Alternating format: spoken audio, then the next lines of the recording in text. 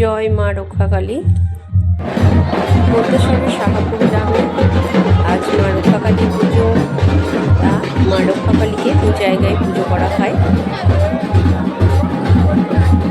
আমি দু জায়গাকেই আপনাদের সামনে তুলে ধরছি। দেখুন কত সুন্দরভাবে সাজিয়েছে মন্দির দুটোকে, সেটা আপনারা দেখতে থাকুন, একটু সঙ্গে থাকুন। আমি আপনাদেরকে ঘুরে ঘুরে দেখাচ্ছি।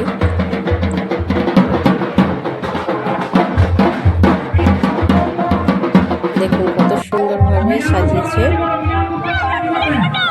কিন্তু এখানে মা আছেন নিম গাছ রূপে অধিষ্ঠিত।